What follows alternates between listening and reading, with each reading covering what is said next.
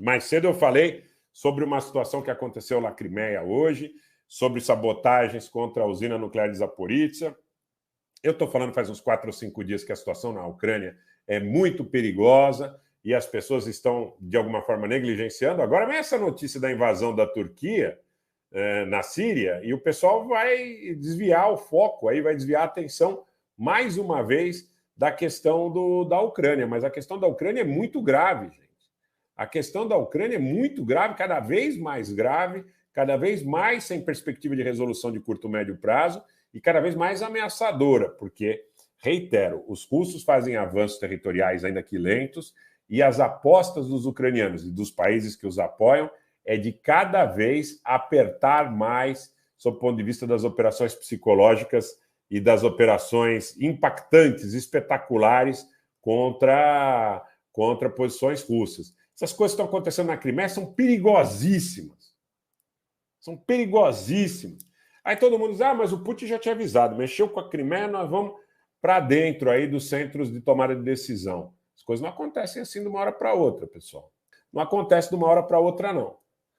Então, agora os olhos do mundo vão ficar nessa invasão da Turquia na Síria. É uma invasão bruta, é uma invasão grande, é uma invasão que, claro que é uma disparidade de forças aqui absolutamente efetiva.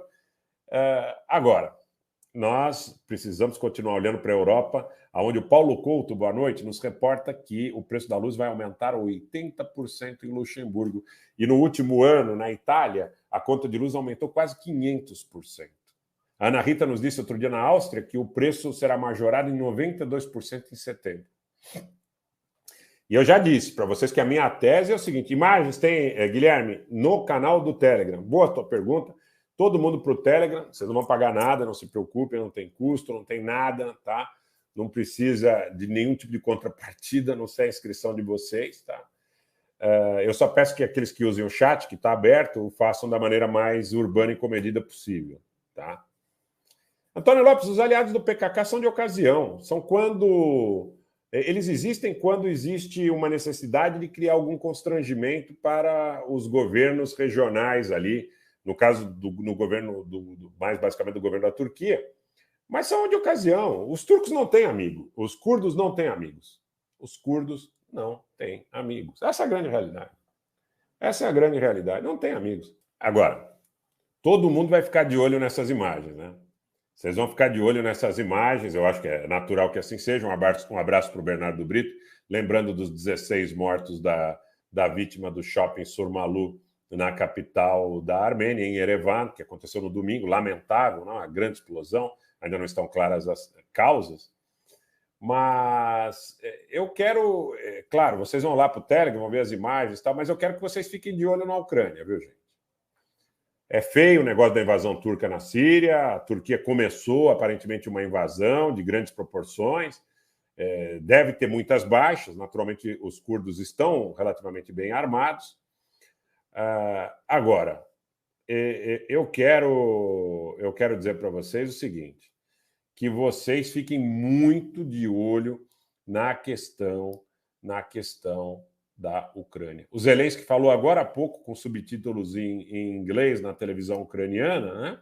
E eu estou observando a fala dele enquanto converso com vocês. Aqui a gente é assim, a gente bate escanteio, cabeceia na área.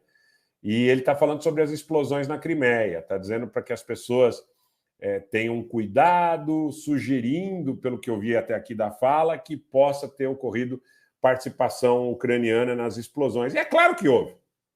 Duas vezes, uma base aérea e uma base aí onde tinha muita munição,